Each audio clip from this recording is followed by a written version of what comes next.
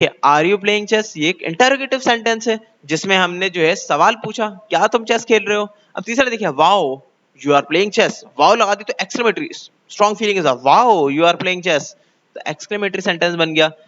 You are not playing chess, negative sentence बन गया। Play chess तो बोले जा रहा है कि प्ले चेस, खेलो चेस, मतलब कंपैरेटिव सेंटेंस जिसमें कहा जा रहा है, कोई कमांड दी आ रही है। अब देखिए एक और एग्जांपल है हमारे पास, for example is he not a thief, क्या वो थीफ नहीं है, क्या ये थीफ नहीं है, क्या ये चोर नहीं है, तो एक तरह का ये इंटरोगेटिव सेंटेंस बन गया, सवाल पूछने वाला, ही इज नॉट अ थीफ, उसने बोला कि ये थीफ नहीं है, एक तरह का असर्टिव सेंटेंस बना। अब आप सोचोगे कि असर्टिव कैसे है, तो नाना वाला है, ना है यहाँ पे, तो असर्टिव कैसे बना। किसी चीज को एक कंफर्म कर रहे होते हैं ना जब हम, तो वो असर्टिव कहलाता है ना। किसी भी चीज को हमने डिक्लेयर कर दिया तो वो सब असर्टिव कहलाता है, ठीक है। और नेगेटिव कोई और सी चीज कहलाती है।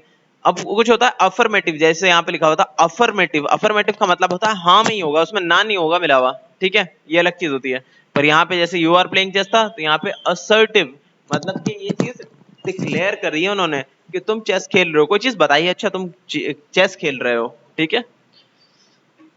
आगे देखिए, ही इज नॉट अ थीफ, ये भी चीज कही गई है, बताई गई किसी को, तो असर्टिव सेंटेंस हो गया।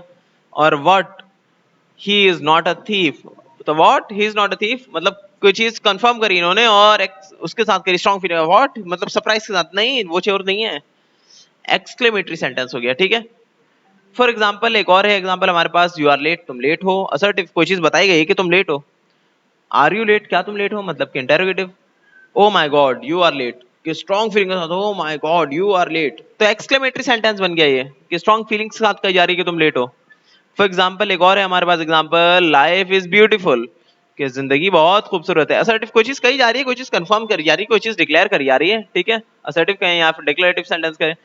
इज लाइफ ब्यूटीफुल, क्या लाइफ ब्यूटीफुल है, interrogative sentence. Wow life is beautiful, wow लग गया हो तेरी की, तो मतलब के ओ तेरी लाइफ कितनी ब्यूटीफुल है, तो वाओ मतलब कि एक्सक्लेमेटरी सेंटेंस, स्ट्रॉन्ग फीलिंग्स को हमने जो एक्सप्रेस करा है। अब देखिए वर्किंग जोन में क्या लिख रखा है इन्होंने, फर्स्ट में right questions for these answers, कि क्वेश्चन लिख दीजिए आंसर्स के लिए। देखिए यहाँ पे हमारे ना कुछ आंसर दे रखे हैं पहले से ही, उसके हिसाब से आप क्वेश्चन लिखिए कि उसका आंसर ये बने। फर्स्ट है आपका, इट इज नियरली 6 o'clock, ये लगभग 6 बज चुके हैं लगभग, तो इसके लिए क्या सवाल बन सकता है, ऐसा कौन सा सवाल बन सकता है जिसका जवाब ये हो। तो व्हाट टाइम इज इट, ठीक है, तो आप लिख दिया व्हाट टाइम इज इट, ये अगर सवाल आप किसी से पूछेंगे तो जवाब क्या आएगा, इट इज नियरली 6 o'clock, अगर 6 बजे होंगे तो यही जवाब आएगा। सेकंड में देखिए, अ बीटल हैज 6 legs, तो इसका सवाल क्या बन सकता है, how many legs does beetle has, या फिर लिख दिया how many legs beetle has, या फिर how many legs does beetle has.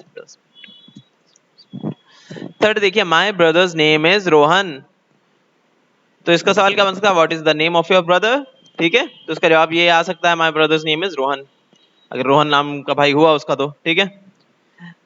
Fourth देखिए, there are 10 children in my class, how, तो इसका सवाल क्या बनेगा, how many children are there in your class.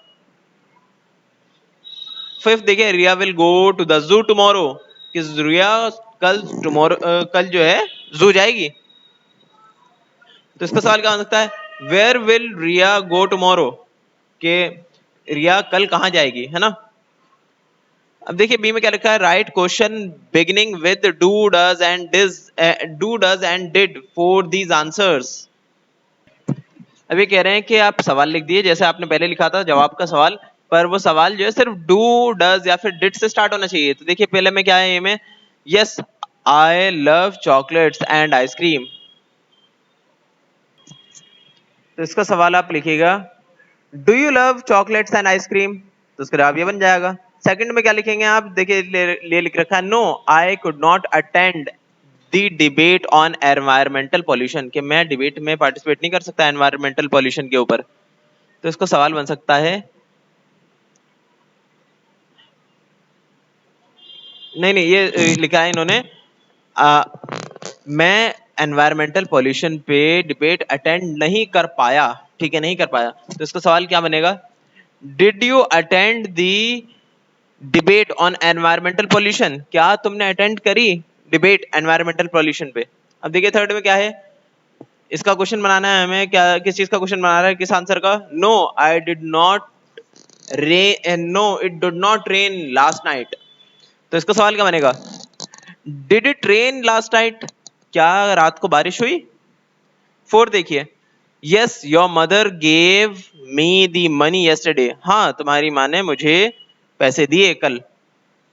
तो इसका सवाल क्या बन सकता है, did my mother gave you money yesterday,